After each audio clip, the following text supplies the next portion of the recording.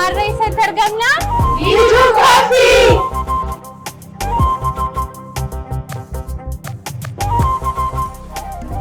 nagaan keenya kabajaaf jaalalaa bakka jirtanitti isin haa qaqqabu. Kun qophii keenya Risaa Business Show'dha. Risaa Business Show'n tokko jedhee har'a jalqabee jira. Qophii keenya keessatti immoo namoota daldala garaagaraa keessatti hirmaatanii itti milkaa'an kan isin biraan geenyu ta'a. Guyyaa har'aa immoo sagantaa keenya kan ittiin eegallu dubartii cimtuu haadha seeraa turtee amma immoo gara hojii buna danfisuu fi daldala bunaa keessa seentee namoota hedduuf illee carraa hojii uumteen kan wal isin barsiisnu ta'a. Amma gara sana deemnee turtii bareedaa kan goonu ta'a. Turtiin keessan nu faana ta'u.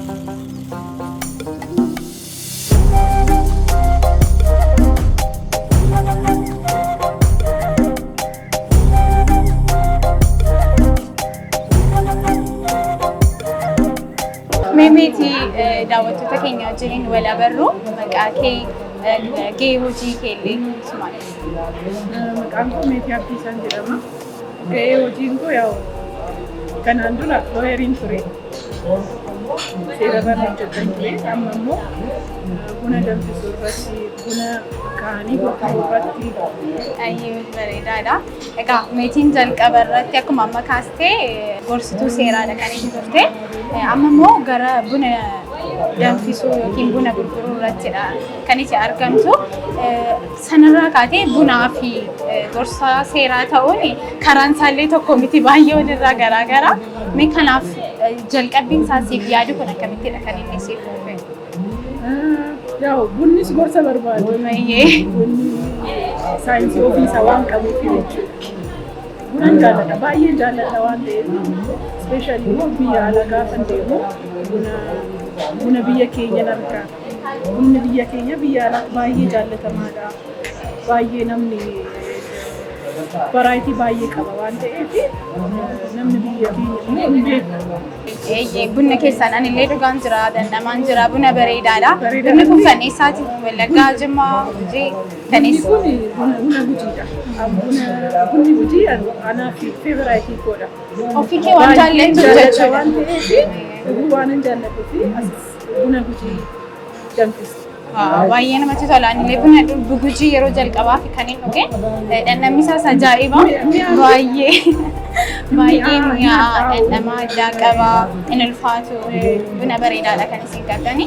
Egaa akkuma asitti argaa jirru maamiltoota hedduudha illee kan isin qabdani. Lammiilee alaa nan argaa akkasuma dargaggoota nan argaan jira. Namoota gurguddaa argaan jira. Buna kan dhuganii taa'anii ni haasa'u ni mari'atu. Bakki isaallee mijataadha. Bakki isaallee bakka namatti toludha kan isin qabdani. Magaalaa kana keessatti biraanchi kanuma qofa qabdu moo bakkoota garaagaraadhaaf qabdu? Gaafa jalqabaa masqala addabaabaayii kan jedhamu achirra qabna ture. 3 ture. Amma garuu 2 qaba. Biraanchii 2 qabna. Gaafa fuuldura immoo biraanchii hin babal'isna. Baay'ee bareedaadhaan illee jaalladheen jira. Kan biraa meetii kan hin gaafachuu barbaadu ati ofii keetii buna hin jaallattamoo meetii erguma gara buna danfisuutti dhufteeti kan itti buna dhandhamuu ni gadi? Buna baay'ee hin jaalladhu. Bunni ispeeshaalii mana kana meetii buna kanumaan amma dhuge kana moo kan biraatu jiru? Buna hin jaalladhu amma kan siin jedhee espreessoodhaan siifan hojjeta siifan fida. Isa immoo amma immoo isa dhandhama jechuudha. Baay'ee natti tola baay'ee.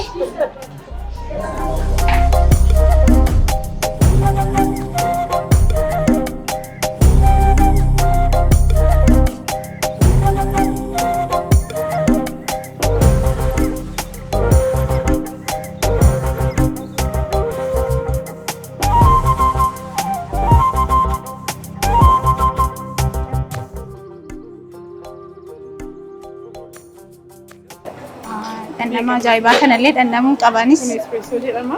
espreessoo. Akka maaltu adda isa godha? Buna qulqulluudha. Bishaan xinnoo qaba. Garuu qulqulluudha. Kanatu adda isa godha jechuudha. Konsentireetiidha. Buna cuunfaadha. Cuunfamee nama bunaa sana duwwaadha kan inni mul'isu jechuudha. Buna kana dhandhamuu qaba.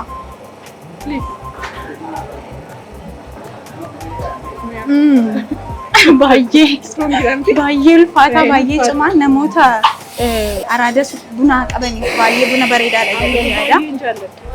Anis waan hin jaalladhu araadas waan na qabsiisu fetture. Buna bareedaadha kan itinaaf hojjette baay'ee galatoomi.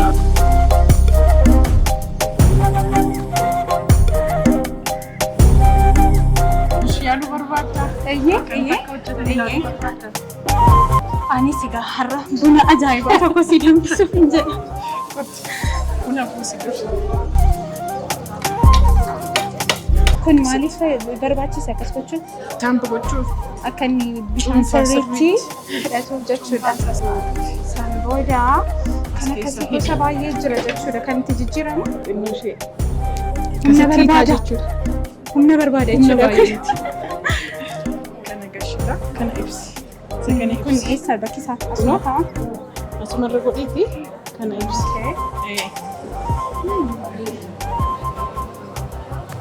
Cuunfee baasaa jechuudha. Kun buna an danfisedha jechuudha. Buna ajaa'ibaa tokko kan hin danfisaa jiru mijuu ispeeshaaliidha. Na waliin tura waliin dhandhamna. This is the espresso. Kana jechuudha. Ati immoo dhandhamiiti natti himi. Teestii isaa baay'ee bareedaadha. Bunaan danfisee baay'ee namatti tola. Na jaallatteetta jechuun anis kana booddee asittiin hojjedhaa laata jedheen shakkaa jira. Kottuuti hojjedha. Baay'ee galatoomi meetii koo. Thank you. Kana taasisuudhaan immoo egaa mana kana keessatti buna qofaa miti kan isin danfistanii makiyaatoo illee qabdu aannan illee qabdu isaan dabalatee immoo kan hin argaa ture keekii garaagaraa illee qabdu maal akka ta'e isa immoo waliin ilaalla sana immoo na daawwachiista jechuudha.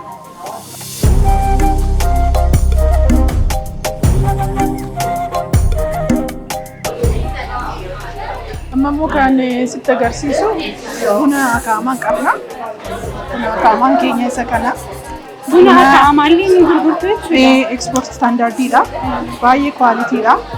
Mijuun kun kanuma bunichi ofuma keessanatti akaa'amee gara biyya alaatti erguudhaaf Hin ergina. biyya keessatti Biyya keessattis gurgurama garuu kun egaa special. Kun giraama 500dha. Kiiloo tokko illee jira. Kiiloo tokkoonis jira. Kun akaa'amaa saadha. Daakuun jira moo akaa'amaa qofaadha? Daakuu yoo barbaade asumatti daakama. Asumatti daakamee sii kennama. Dhandhamni isaa garuu kan amma wajjin tokko Tokko. kana taanaan anillee fadheen gala waan kana. Dandeessa. Tolee, qabamaan immoo kan hin argaa jiru gosa garaagaraallee argaan jira asitti. Keekii qabna, snaakiiwwan aadaa qabna. Amma immoo snaakiiwwan aadaa keenya keessaa caccabsaa sinafaa. Har'a mana kana nyaataaf dhugaatiidhaan bakka dhufeera jira. Tolee.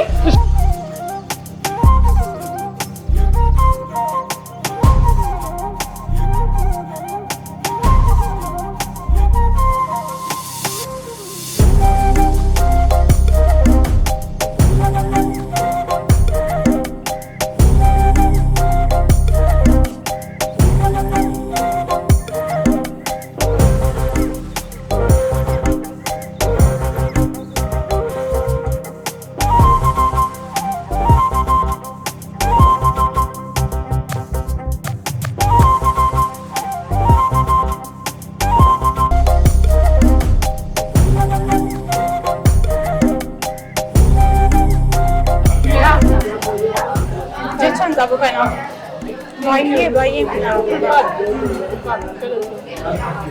Meetiin Finfinneetti dhalattee guddattee afaan Oromoo akkamittiin haala kanaan beekuu dandeessa? Haati koo abbaan Oromoodha waan ta'aniif afaan biraan beekanii manumatti haasa'u waan ta'eef carraa haasa'uun argatte malee Finfinneetti dhalattee guddattee carraan beekuun kee baay'ee dhiphaadha. Anis sanan na dhibe namoonni hedduun Finfinneetti dhalatanii guddatanii maatiin isaanii illee utuu afaan Oromoo dubbatanii namoonni garuu afaan kana sirriitti beekan muraasadha.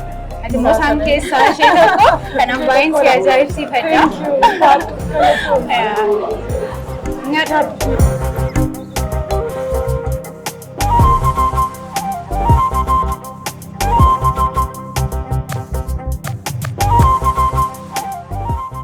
Anillee maamiladha. Yeroo jalqabaaf nuti kan inni dhufe tureera. Maamila yeroo dheeraati. Kan baay'ee jaalladhu tokkoffaa kan hin jaalladhu buna isaaniidha. Bunni isaa baay'ee mi'aa baay'ee gaariidha. Buna qulqulluudha beeksisa. Baay'ee kan hin jaalladhu garuu buna isaaniidha. Akkuma argaartu utuu buna dhugaa dhuftee buna isaanii baay'ee hin jaalladha. Snaakii isaanis nan fayyadama. Mijuu kaaffeetii har'a hiriyoota koo duukaa waliin dabarsaa irraa mijuu kaaffee bakka mijataa fi bakka namatti tolu kan qabudha. Buna qulqulluu yeroo jalqabaaf kan hin teessu godhee asitti baay'ee mi'aa dhuga. Keessummoonni biyya bakkee irraa dhuftan yookaan biyya keessa jirtan illee mijuu kaaffeetti godhaatii guyyaa keessan bareechadhaa jenna. Kottaatti buna mijuu dhadhamaa jedha. Namni kamiyyuu buna mijuu dhuguu qabadeen yaadama.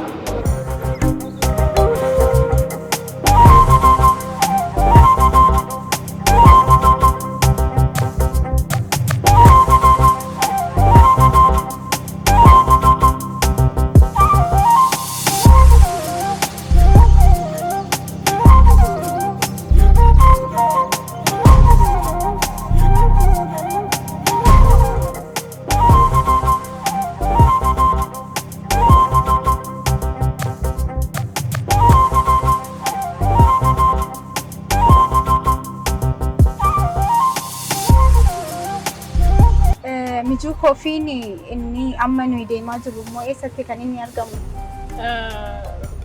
Naashinaal Baank yookiin immoo Beeraawi Tiyaatirii jedhama.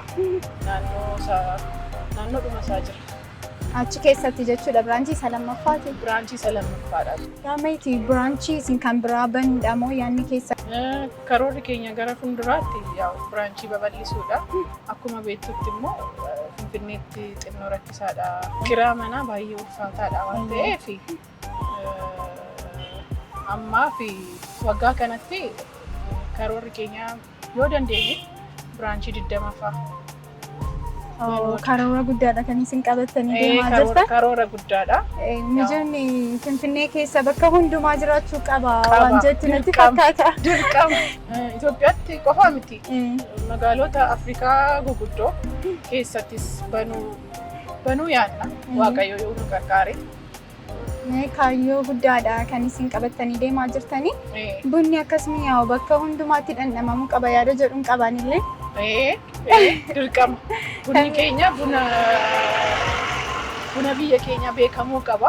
Beeksisuu irratti illee gahee guddaadha kan isin qabattanii. Karoorri keenyas kanuma.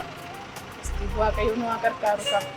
Meetii kan biraan immoo ofii kee qofa miti kan itti hojjechaa jirtu. Hojii dhaldoota garaagaraa illee carraa hojii banteetti kan itti jirtu. Asii dubartii cimtuudha gamanumaanii si dinqisiifachuun barbaada. Mee namoota hammamii fi carraa hojii kan itti uumte dubartoota hedduu argaan ture shamarran akkasumas dhiirota argaadha kan ture. Namoota hammam ta'u carraa hojii kana kan itti uumte? Ammaa fi hojjettoota dhaabbii hojjettoota 35 qabna.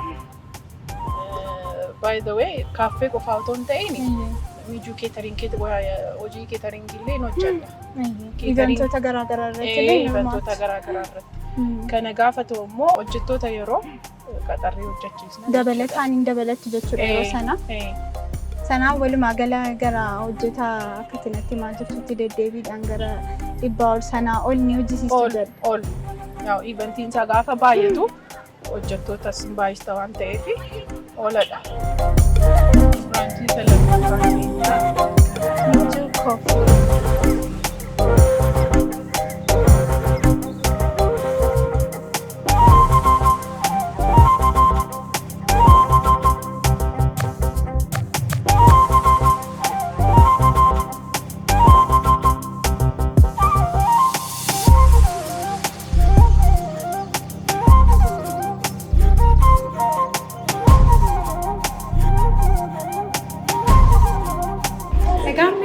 Biraanchii keessa lammaffaa na fiddeetu jirta. Illee baay'ee bareedaadha. Bakkee isaallee ilaaleen ture iddoo miidhagaa keessa isaallee namatti tola. Buna dhuguurra caalanii taa'anii haasa'u qabachuuf illee bakka mijataadha. Asittis gosuma wal fakkaataadha. Bifuma wal fakkaataatiinidha bunni isin dhiyeessitanii. Wanti addaa as jiru kan biraanchii keessanis kan biraan jirre jira moo sanumadha asitti illee kan dalagdan? Sanu biraandiin isaa tokko waan ta'eef bunni isaas sarviisiin isaas adda miti tokkuma. Bunni namni isaa bunni sunis tokkuma jechuudha. Tokkuma. Bunni sunis tokkuma. Kan akaawwamee kan daakamee gurguramullee asis hin jiraatu mana. Jira. Namoonni bakkeedhaa dhufanii bitachuu ni danda'u. Ni danda'u. Kana qofaa miti walgahii yookiin immoo sarvisii guddaa warra barbaadaniif immoo hojii keetariingii hojjenna. Mijuu keetariing jedhama. Nyaata baay'ee. Nyaata aadaallee ni hojjettu jechuudha. Nyaata aadaa, nyaata faranjii. Mijuun buna qofaan miti kan inni beekamu jechaa jirta. Gosa garaagaraa dhufeera. Keetariingii sin hojjenna ta'eef leenjii walgahii warri qabdanii keetariingis yoo qabaate koottaatii fayyadamuu dandeessu. Gamanummaan daawwattoota keenyaan illee waa'ee keetariingii sanaa akka dhufanii isinitti fayyadamanii fi isin ajajataniif illee dhaamsa kee dabarfadhu. Mijuu keetariing the best catering serviceedha. Sagantaa garaagaraa gaafa qabaattanii sargii yoo qabaattan walgahii yoo qabaattanii koottaatii fayyadamuu dandeessu.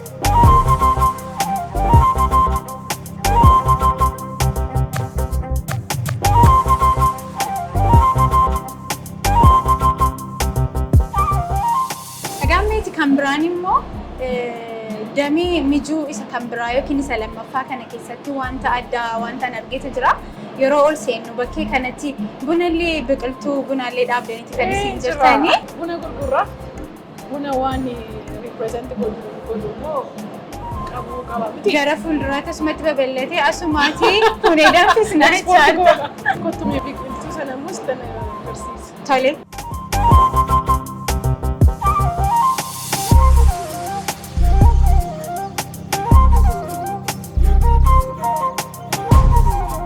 Biqiltuu bunaadha. Buna naannoo kanatti dhaabuu keetti hedduu si dinqisiifadheera miti. Thank you. Ulfaadhu. Atillee galatoomi. Guyyaa har'aa yeroo bareedaadha kan nuyi waliin dabarsine. Si wajjin turuu kootti baay'ee natti toleera. Akkuma sila naan jettee immoo kana caalaa biraanchii gurguddaa baay'ee hedduu saabantee hojjettoota hedduu of jalatti qacartee immoo yeroo taanitti akka wal arginu abdii guddaan qaba. Thank you. Galatoomi atillee.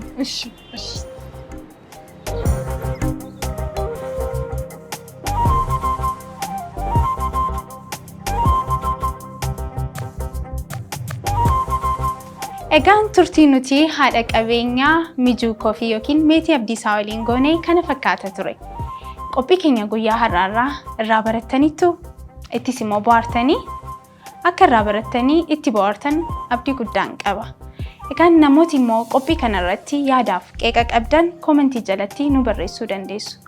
Oomishaaf tajaajila keessan warreen sagantaa kanarratti beeksifachuu barbaaddan lakkoofsa bilbilaa asii gadi jiru irratti bilbiltanii heeloo nuun jechuu dandeessu. Yeroo biraa qophii biraatiin haga walitti deebinutti turtii gaarii.